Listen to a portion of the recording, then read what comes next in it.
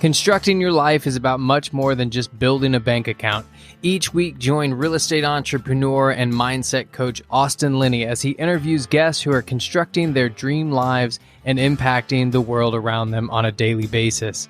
If you're an entrepreneur or wanting to start a business, or you just want to hear motivating stories of how others have overcome the odds, you are in the right place. And now for your host, Austin Linney. Guys, welcome to Construct Your Life. This is Austin Linney here. I have Anat in the house. How are you doing? I'm doing amazing. Thank you. Good to be here. Wonderful. And so what an interesting world. Like we were just talking about how I interviewed Julianne this morning, and now I have you in the same day, and you weren't even supposed to be on this day. So I love how the universe puts that together. So you know, in true fashion, I don't know much about you. We got connected through people like we typically do. And so here we are. And so I like to let my guests kind of tell their story and kind of go from there, and wherever they want to start it, we'll kind of see where it leads. Awesome. Sounds good. You just want me to kick off with my story. Okay. You could start. You could start last week. You could start, when you were 2. It's really totally up to you, Yeah. Well, I'll say, speaking of last week, I literally just got home from Denver, Colorado. Okay. Estes Park. We were leading a retreat. Yes. Let me tell you, going from living in San Diego, which the elevation is 62, not 6,200, 62 to 9,200 in the same day. What did it? Don't recommend it. Can I ask you? This is a true story. This is amazing. This is why the world is amazing. So we just moved to Lake Tahoe, a month ago. So we're at like 8,000 to 9,000. And for the last month, I've kind of been like, I haven't been like terrible, but I don't feel amazing. It's only been the last like 4 days where I've been cold plunging in the lake at like 50 degrees. Nice. And I finally have my step back. And now that you say that, I really think it's the elevation. That's what my masseuse said. Yeah. Yeah.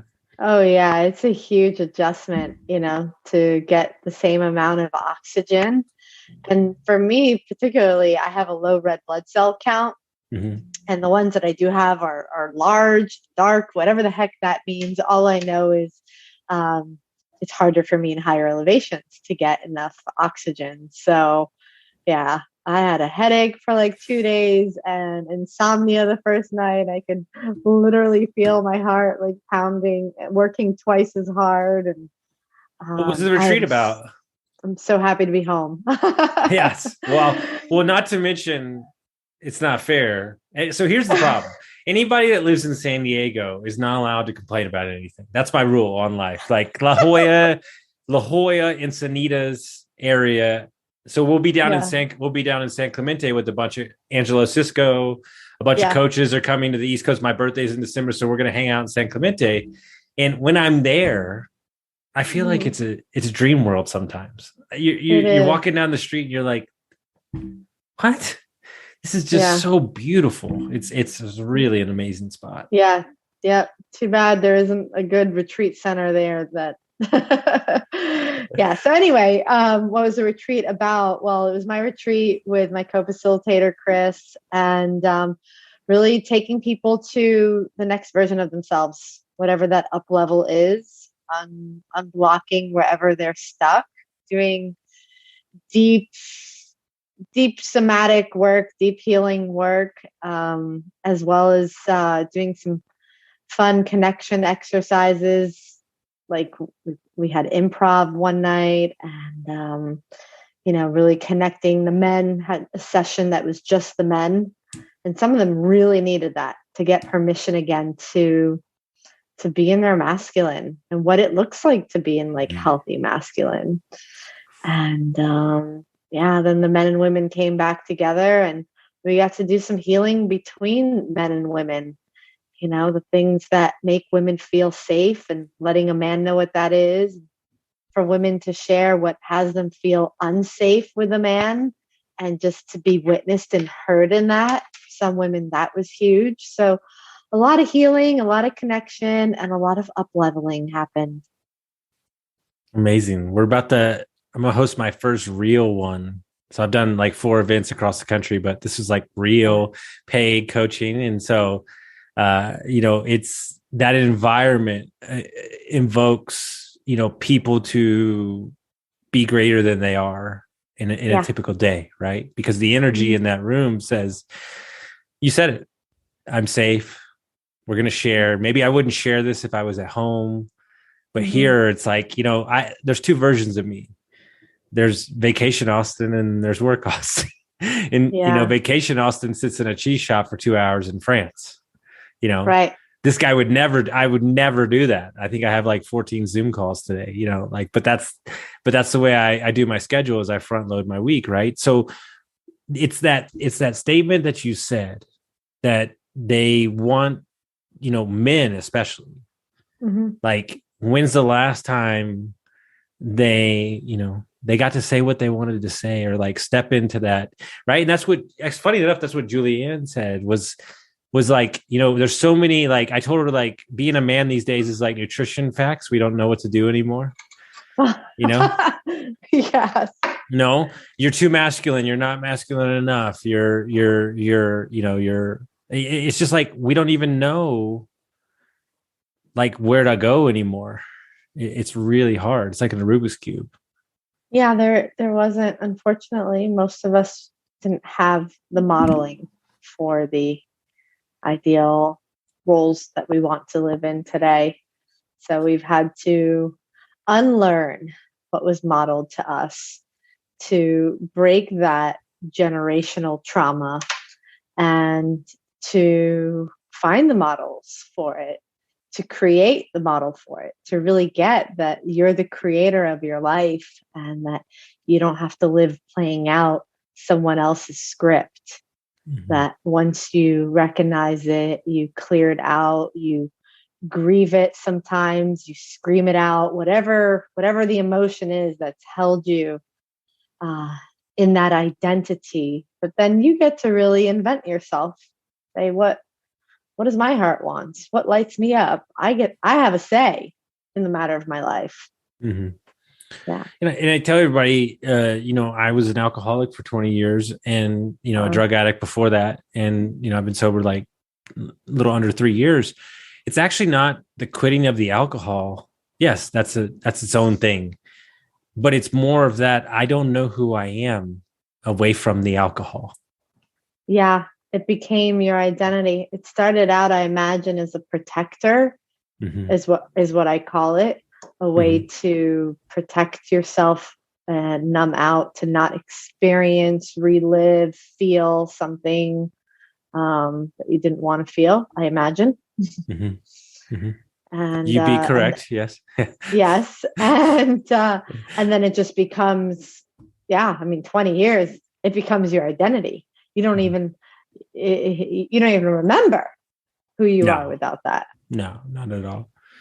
How does Congratulations. Thank you. And then I got my heart ripped open in my coaching session on Monday. So we're officially over it. I cried for like 2 days. So, when you open up those big wounds, when somebody's, good for you. Thank you. When somebody's stuck in the identity, I mean, it might as well be called an identity loop because they can't get out of it. How do you even begin? I think that's probably the number one question I get all the time. Where do you even go? Yeah, well, what I take my clients through is what I call 5 stages of healing, 5 stages of transformation. So stage 1 is awareness, right? So welcome, you're aware, right? Just like in the 12-step program. First step is like admitting. It's true. There's awareness. But sometimes awareness is a lot more than just what you came for. Like many people come to my retreat and they're like, here's my intention. And then they get 10 other things they didn't expect.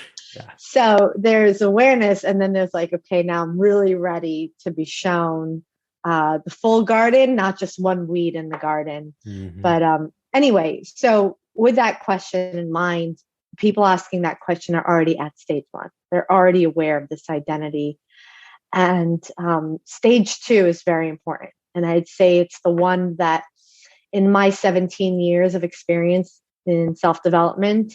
I'd say people don't understand and they skip because they skip it because they don't understand the importance of it. And that stage is called acceptance. And acceptance doesn't just mean, yeah, I accept it. It means, wow, accepting this means I have to feel something that I have not wanted to feel for a very long time. So I'll give you an example of a client of mine. She was physically and verbally abused by her single mom growing up, and I just had her at my retreat, and what she didn't her unconsciously as a little girl, her protector, what she said to herself was, well, I must deserve this. And she's worked with she told me she's worked with like 4 different therapists, healers, whatever, over the years around this, and thought that she moved past it because she forgave her mom. But there she was working with me at this retreat, and I helped her see. I was like, no, forgiving her is one thing. Accepting that as much as your little girl wanted a mommy that was kind and loving and would play with her, I was like, you have to accept the fact that your mom was mean and physically and verbally abusive to you. And that the way that you protected yourself from ever feeling that is to tell yourself that you deserve it, that you deserved it. And so now, by you feeling that, accepting that, there's going to be a lot of grief, I imagine, that comes up, maybe some anger, whatever it is. And if you haven't moved through that, then you haven't accepted it, that was the reality. And so I'd say that's one of the most important steps. And sometimes it looks like, like a big T trauma like that, abuse. And sometimes it looks like something smaller that again, as children, we're so designed to, as humans, we're designed to protect ourselves, to survive. We're programmed for survival. So we're going to come up with some way to survive it. But what happens is it was like a redirect. It was like, what is it when a road is closed? And a detour. Yeah. Take this detour, but then you never. And so, for my client that I just shared about, how it showed up in her life is she didn't see that unconsciously she's trying to understand her mother still. And she's not a mother yet herself. So she didn't reenact it with a child, but she was reenacting it in certain ways with her boyfriend. Because again, it's an open loop. I'm trying to understand. Like there's nothing to understand. There's to deeply and vulnerably accept that this was it and then grieve it. And there's this part of you that may always be a little sad. And you have to accept that that's what that part feels like. And the more you give that part love, allow that part to be a part of you, the more whole you become, the more it starts being so right there in front of your face. It just becomes normal that a part of you feels this way. It's like the most awkward I felt in an interview, because everything you're saying is like just what I dealt with on Monday. And it's so divine. It's so divine. It's so fucking perfect, right? Because here's the rub. It's 4 words switched around that change 25 years of abusing myself. The sentence was, my father left me. Mm-hmm. But the new sentence is, my father left himself. Mm-hmm. Do you know what that changes for me in my brain? It's going to take me 3 months to unpack all the men in my life who have been put up on an invisible pedestal on imaginary expectations. And see, they did it to me again. Look at them. I knew they were going to do it. They were going to do it. And I saw that 2 years ago, and that's what started this fix. But your point about acceptance, there wasn't true acceptance until Monday. Yeah, which brought up a lot of grief, right? A lot of sadness, a lot of heartbreak. Yeah. Dude, and don't turn on an Adele song around me right now. I'll fucking just lose it. You know what I'm saying? And Austin, like, that's it. And that's something that you couldn't handle at that young age. Like my client with a single mom, if she were to accept, like, or even understand, like, mom is mean, mom's abusive, mom shouldn't be doing this to me, she doesn't know how to love me and give me the things that I need, would be detrimental. Mom's supposed to be your survival network, right? So by design, we can't handle it at that young age. And I just finished a Brene Brown book, and I can't find the quote, but basically she said, look, if somebody in your life, she was talking about a mom, and she said, it's easier for me to be angry and accept that I can just be angry, because if I was sad that they wouldn't be who I wanted them to be, that hurts more. Yeah. When I heard that, I was like, oh my God, it makes so much sense. Because it's so much easier to bring on the pain of emotion. Like, see, look what they did to me. Instead of saying like, no, your parent is growing up. And it doesn't coincide that I just had a 2-hour conversation with my mom on Sunday, but it doesn't coincide that they're learning just the same.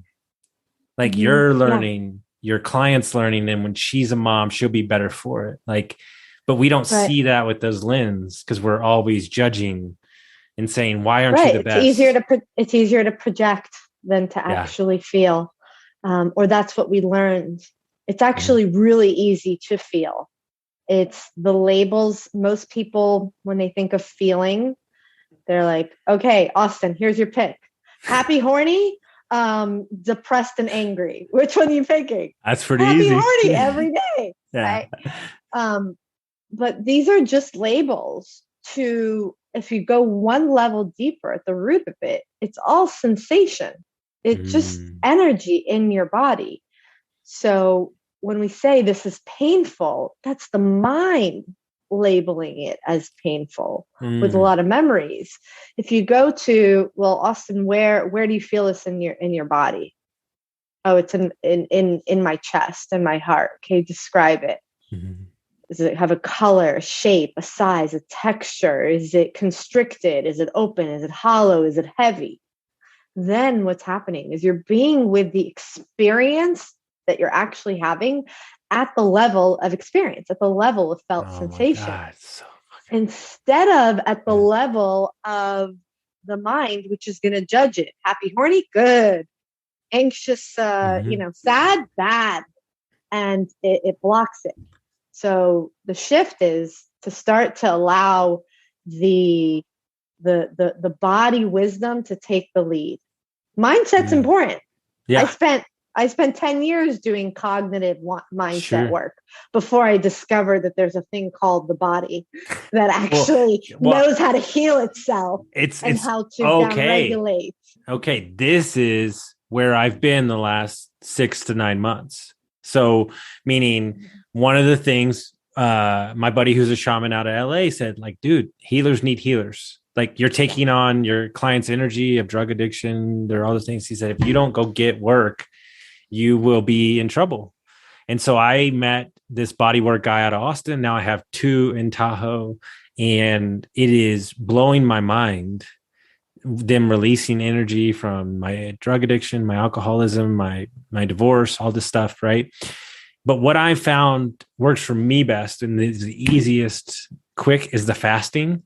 So I do a 24-hour fast every week, and I've done 3 days. But what's wild to me is in that moment of hunger, you go, you breathe, and you're like, okay. And then boom, it passes just like that. And you're like, wait, well, hold on. What did I just do here? Okay, well, I'm not really hungry. It was this feeling, this moment of like sensation, and you just breathe through it. And it's really teaching, and I'm sure this is the work that you do, it's really teaching me how really powerful the mind is, because these loops, right? And this sensation of your body healing, and like my girlfriend doesn't take any medicine. It's all spiritual. Like, it's really like, even when I get a really negative thought these days, like I'll just kind of like, like just breathe and like, dude, it just kind of washes away. I'm really new to this stuff, but I'm starting to understand I love it. The magnitude of it. It's really powerful, man. Yeah. There's such a power in our breath. In one of the, I'll give your listeners here a tool that they can start practicing. One of the things that keeps us in our minds and not in our bodies is that we don't feel safe. And so I coined a term called priming safety. Just like if you were your wall there, I see is a dark color. Yeah. And if we wanted to paint it yellow, what would we have to do in between? Well, we got to prime it. Prime it. So if you want to move from the mind to the body, you got to reconnect it here. You got to prime it with safety. So, Austin, how does someone sit when they're scared? They're kind of like a little back, hands crossed kind of thing. Yeah, or even curled up with their knees curled up. right? Either way, protecting the front of their body, the organs, the heart, right? So how does one sit when they feel safe? They're open. They're more like they can breathe, like their chest is. Yeah. I learned I learned that from Tony Robbins, because if you look at him always on stage, he's always has his chin up and he's open. That's how he can breathe. And he he almost brings them up to his chin. Yeah. Yeah. So spine straight, palms up, feet grounded.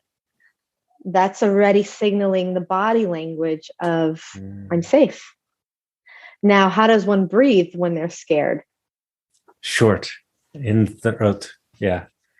Or they don't, or they freeze. Or they don't. They hold their breath. Yeah. Yeah. Good point. So again, if we want to prime the body with safety, we want to breathe as though we're safe. And so I like to always start with an exhale out of the mouth, blowing out all that stagnant air that you've been holding. Blowing it all out, all out, all out. So the first deep inhale into your belly, into your diaphragm, super deep. And then you just take those deep breaths. Again, signaling to your body, I'm safe, and your mind. And the last part is occupying the monkey mind and tuning into a different radio station, because something happens and that mind just fires off. Uh-oh, this is danger. Don't open up Pandora's box. Like, this is scary. What if? It just goes off. And so instead, repeating to yourself, I'm safe. I'm safe to feel this. I'm safe to experience this. I'm safe to be in my body. I'm safe. And continuing to repeat it while sitting open, while taking those deep breaths.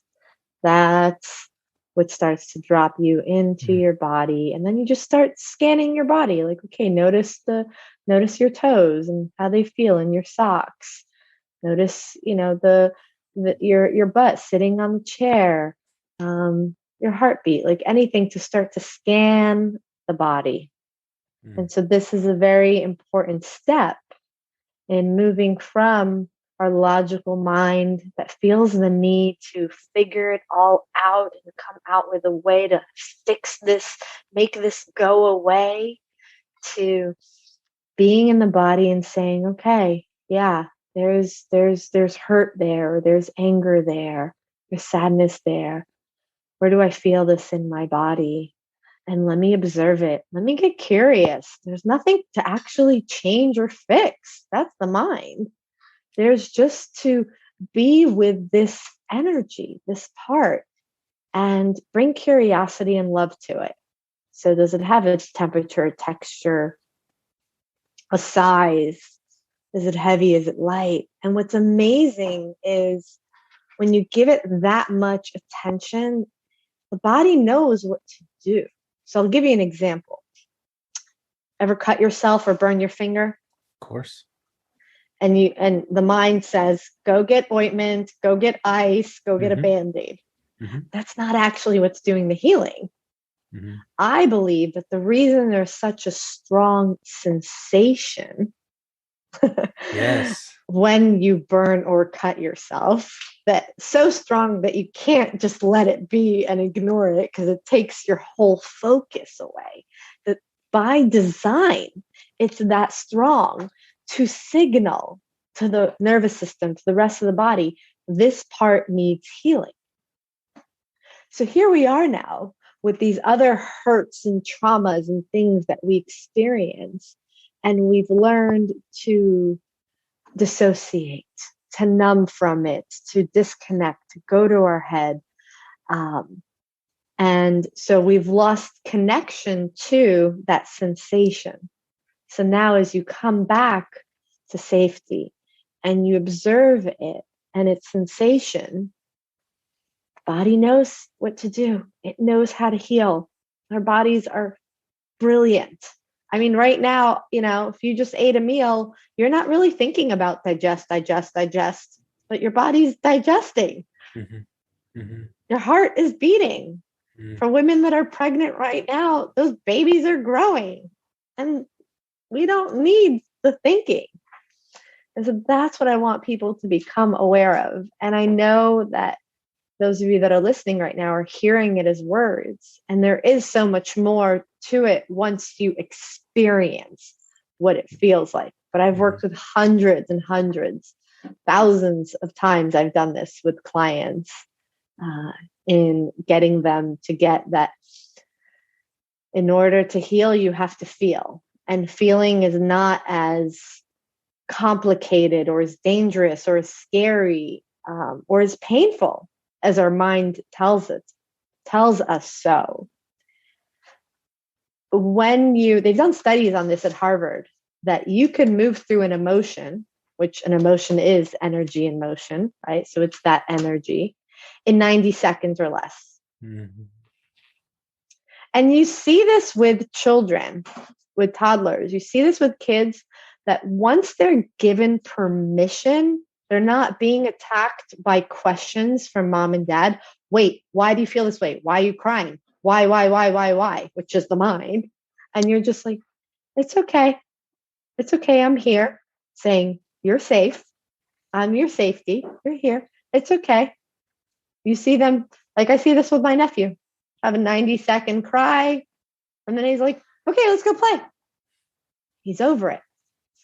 The reason that we as adults experience it longer than 90 seconds is because we're resisting it. We're not accepting it. We're not fully being with it. There's some layer of protector. There's some layer of avoidance. There's some layer of resistance. Once we've gone to our mind and we're up here, or we're completely dissociating from it, or stuffing it down, enduring it. And so I've witnessed this with clients that once they fully connect to it, fully accept it, 90 seconds, they can move through that anger, move through that sadness. Yeah. Now, go ahead. Now with something like a big T trauma, right? Which is, to me, big T traumas are, the abuse, the neglect, divorce, things like that. Not everyone's had that in this life. We've all had what's called developmental trauma, where mom and dad didn't model to you, let's say, how to express your needs or how to set boundaries or how to put yourself first. And so you developed a behavior that is dysfunctional. We all have that. That we all do. When there's something that's a big T trauma, like what you are referring to, yeah, you're not necessarily going to move through the grief of that in 90 seconds. But it took 90 seconds or less for you to pop the lid off, for you to recognize this is it. Now there's a lot to discharge there. because you've had to build a strong identity, a strong protector there. Well, I said that sometimes when something like that happens to you, which I see in clients from time to time, and in my own personal journey, there's so many layers of alcohol abuse or just fights or band-aids, I call them, that even a fucking death finder, even a fucking, the thing on the beach won't find it until it shows itself. And the only way to do that is to get distance from it by your breath and your story. Right. And that's what Mark taught me, is to write it down and reword it. And it wasn't until I took ownership of my part and stopped playing the victim that the seeds of change started changing. And, I'd done all these things, got married, bought my first house without my father. And it's not like he would have helped me in the area, but as a son, I needed it. Right.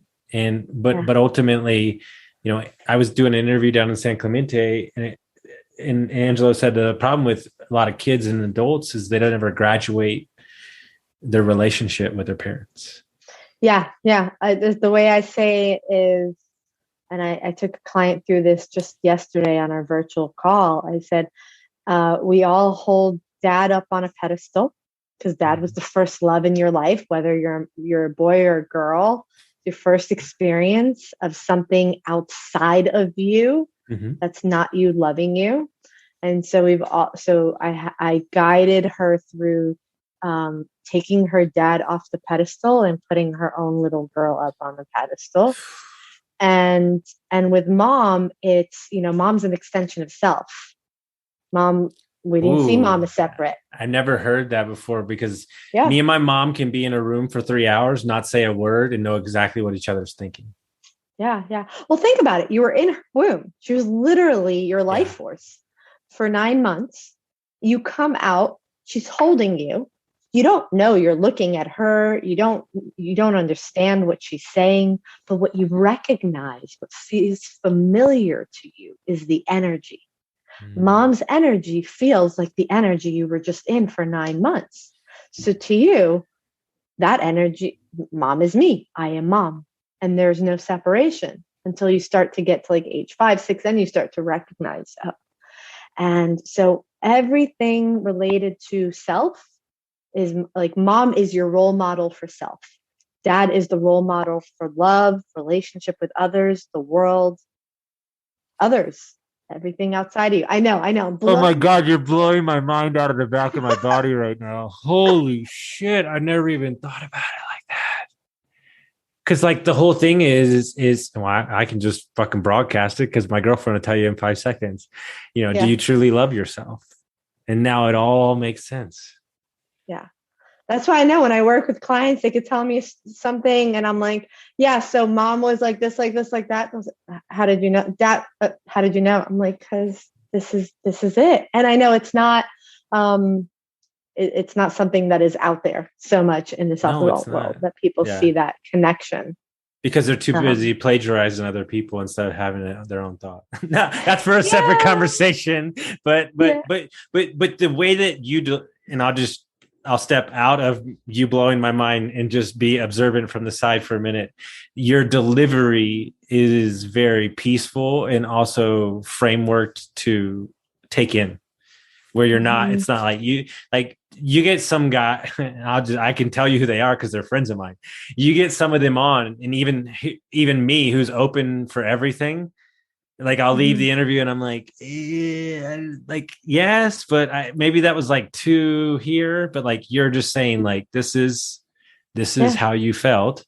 And that you put it in this, now it makes so much sense to me to play off those, they're just different people. Like they're just, they're different people. They're different energies. They could do the same exact thing.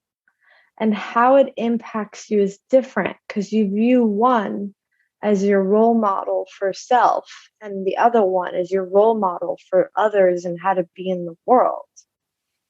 And there is connection and sometimes overlap, right? Sometimes it's both. Sometimes it's like, well, what well, I think because my dad was like that. I'm like, yeah, but how is mom with that when it comes to it? And they're like, oh, so, I have enough experience to help people identify it. But yeah, going back to what we're saying before, the importance of cutting the cord, with dad, it's take him off the pedestal, stop needing his approval. And for mom, and I tell people sometimes it's a physical, it's energetic, it's visual, some way that you are releasing that cord. I already know what it is for me.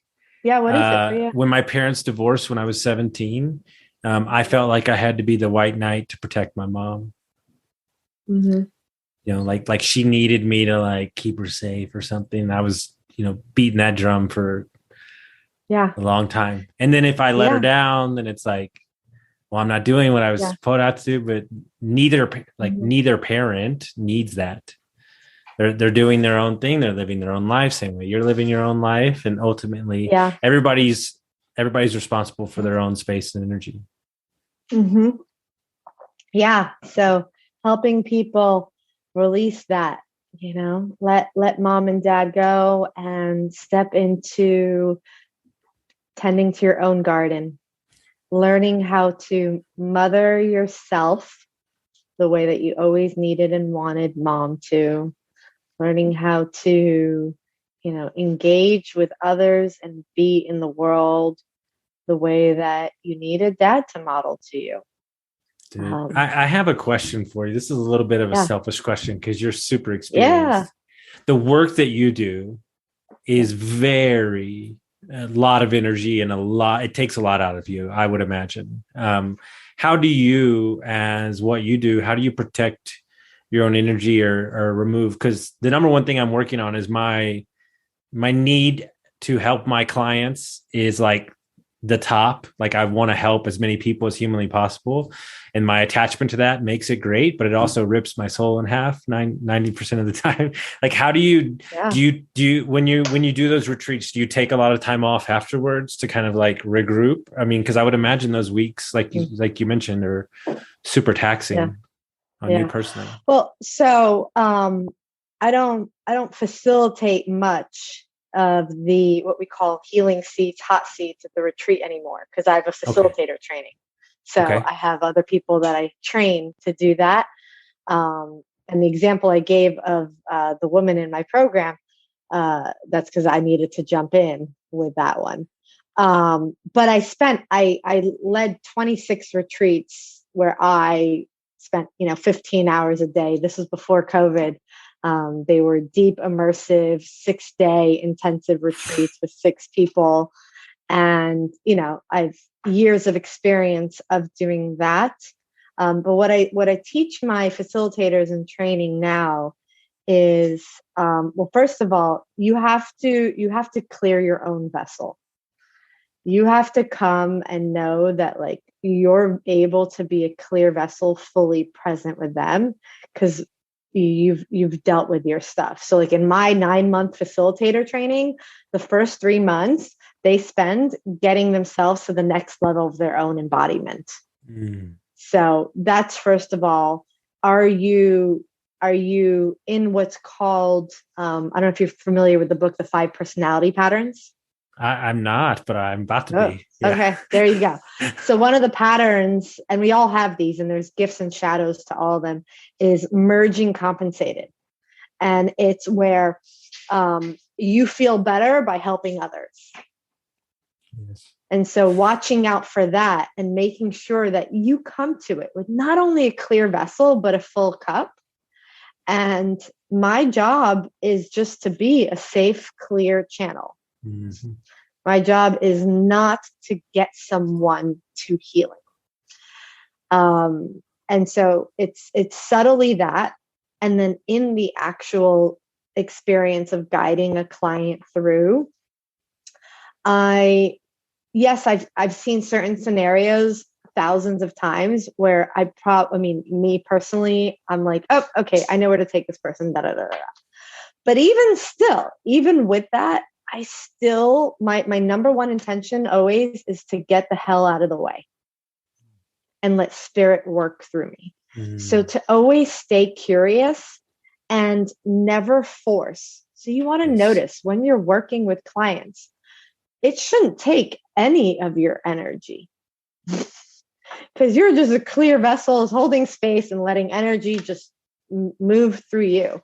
But I could tell when I'm training my facilitators, if they are leaning in, if they are trying to push their agenda, and not agenda, but that they really think that this is it. This is where you need, where there's so much of this like forceful energy.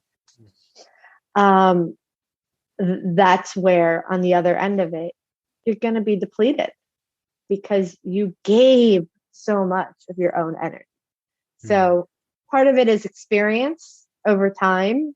And how I train my facilitators who don't have that much experience. So off the bat, recognizing like energetically more lean back. When you think someone is stuck and you can't move them elsewhere, instead of leaning in, give them more space. Lean back to see. Let go more.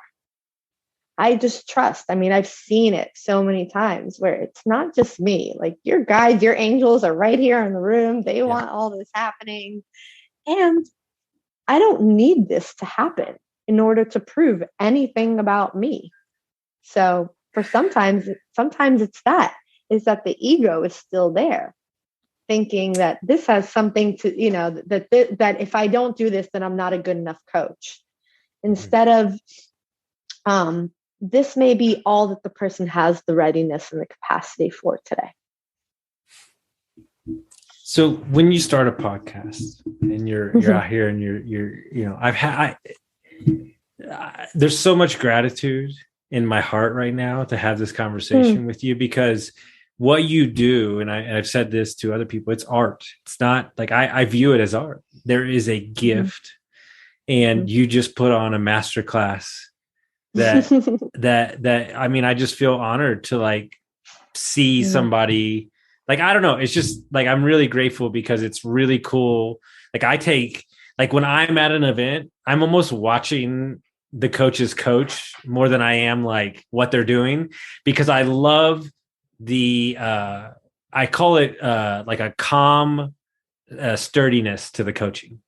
There's no force. Like he ripped my soul apart, and I think he said 25 words in an hour and a half. Yeah. Exactly. Yeah. Well, you're Austin, you're doing the right thing.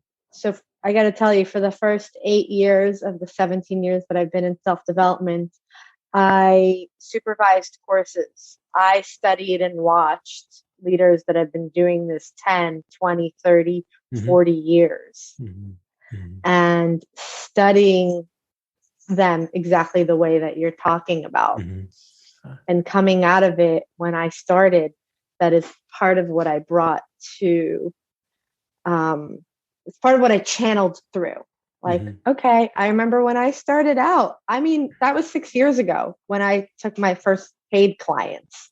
I worked with people many years before that as like an apprentice. So 6 years only ago? Training Camp for the Soul has been around for almost 6.5. Wow. Like that is wild. Yeah. Yeah. And my first year was, I did 6 figures my first year, and people are like, whoa, that was fast. I go, that was not fast.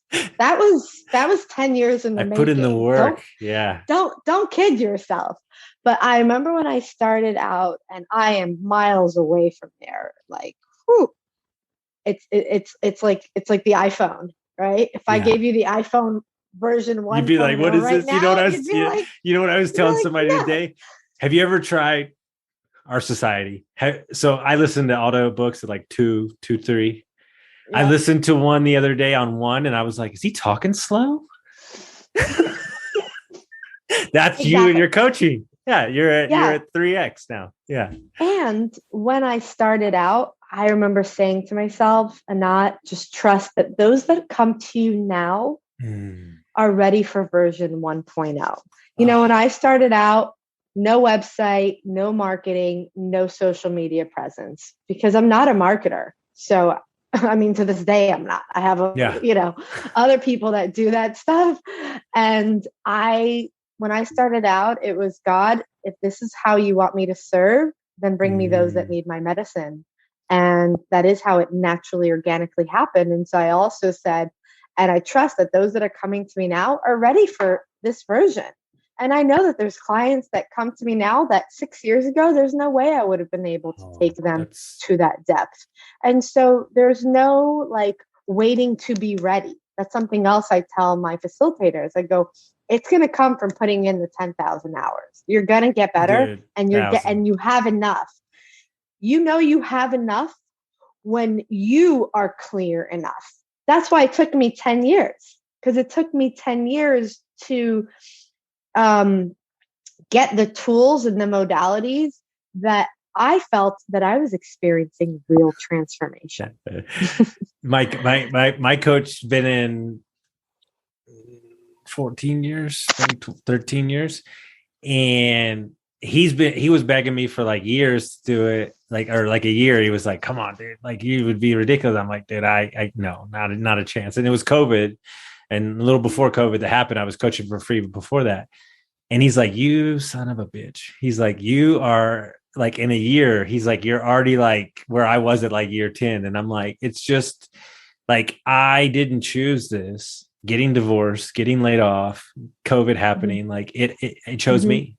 And we're just now, like literally I had the conversation before this, just now getting an onboarding specialist, dialing in the framework, the systems, more professional, like the whole nine. And it's like, nobody was, just like you said, nobody was upset with 1.0 Austin, but they're really going to love 5.0 Austin.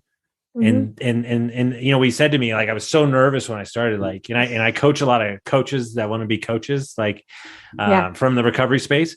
And, I said, dude, I'm never going to get any clients. Like, I don't even understand. Like, I'm not going to get any clients. And he's like, hey, you only coach what you've been through. You're fine. Yeah. And so the moment they get on the call with me, I'm like, oh, victimhood, got it. Did it for 20 years. Alcoholism, done. Divorce, gotcha. And it's like, I never feel, because here's something they never talk about. And I'm sure you talk about it with your coaches. The wrong client can fuck up your whole shit. Like if the energy is not there and you're doing it for the money, like I just dealt with this. I just had to let somebody go and it cost me a lot of money, but it was like, I'm just not going to chase you around. Like either you're going to show up, we're going to do this work, we're going to get in there, we're not. And it takes some personal freedom to do that, you know, to just say like, hey, this is not, I'm sure that it happens. Maybe it doesn't happen to you. Maybe your clients find you and it's all good, but this is something I've really been trying to drill down on, is like, it's not so much, is the client good for the coach? Is the coach good for the client? Vice versa. I think it's a mutual beneficial relationship. Yeah. Integrity is my highest personal value and professional value. So it's part of why I didn't start my business 15 years ago. Because I was like, I'm not there yet. Like, I got to get myself there and do it from a responsible, integrous place. So that's one thing. The other thing is I train all my salespeople, like Julianne, to say this on calls. Let people know this isn't going to work for them.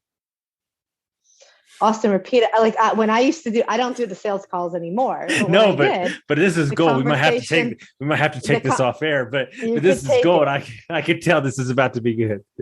I would literally be on those calls. We'd be wrapping up the call and I'd say, Austin, repeat after me. This is not going to work for me. And some of them were like, what? This isn't going to work for me? And I'm like, this is not going to work for you. This is only going to work with you. I'm going to give you 100%. I've created a program that gives you everything you need. I've put everything into it. I'm going to show up 100. You show up 100, it's a clear deal. It's just like a gym, you know, you join a gym membership. It could be the nicest gym, cleanest locker rooms, best music, newest equipment, greatest trainers. But if you don't show up consistently and you don't eat well, it's not going to work for you. And in that moment, I'm releasing the responsibility that like, I am here to change your life. when my clients say, thank you, you've changed my life, I'm like, give yourself a hug right now, because all you did was just show up and use this opportunity wisely and take the tools that I've created. And I tell people, you want to thank me? Don't thank me with the words or a hug or an Instagram post. Thank me by integrating this and going and living your best life ever. Like Angelo Cisco.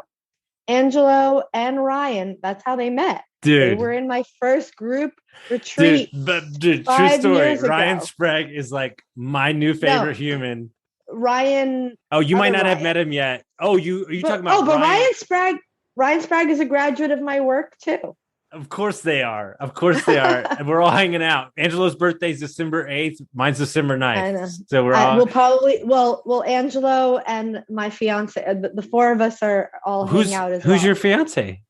Well, Edwin, but you haven't met him yet. So is Ryan Angelo's business partner, the ex-Marine in San Diego? Oh my God, Ryan's amazing. We had the best when I was I was in San Clemente 2 months ago for a week, and I did Angelo's podcast, he did mine, and then I met Ryan. Like, oh yeah, so awesome. So how he and Ryan met was they were both signed up for the same first group retreat I ever did September 5 years ago. Amazing. And they were different people then. And I am a proud, I'm a proud coach. I'm a proud mama for them taking the effort that they put in and not letting it just be a great retreat weekend, but turning it into who they are today. So their wives did the next one together. So they're all connected.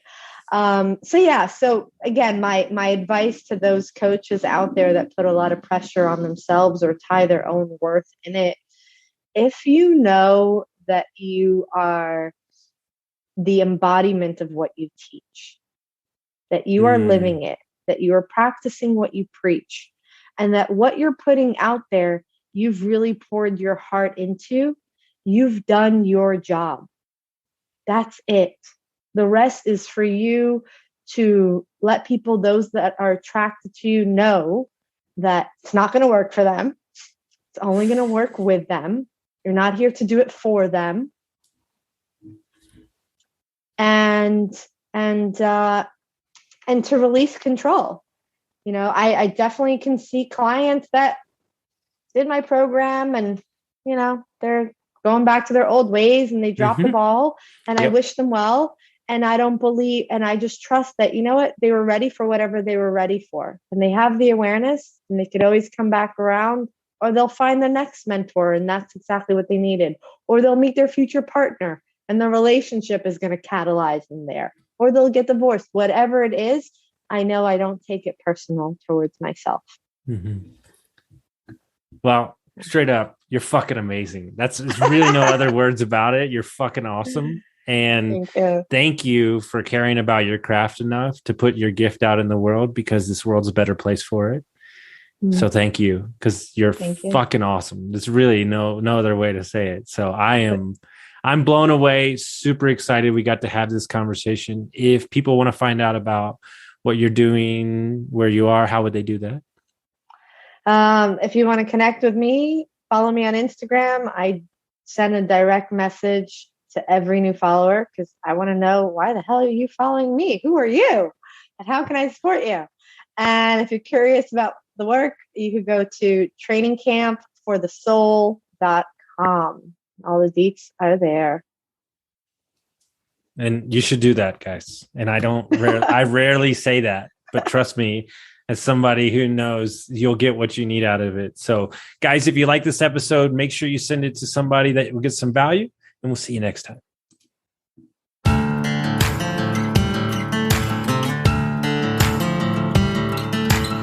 Thank you for listening to Construct Your Life with Austin Linney. If you enjoyed this episode, be sure to rate, review, subscribe, and pay it forward by sharing with a friend. Most importantly, take this opportunity to start constructing your life by taking immediate action on what you learned. For show notes, resources, and more information on one-on-one coaching with Austin, visit constructyourlifepodcast.com.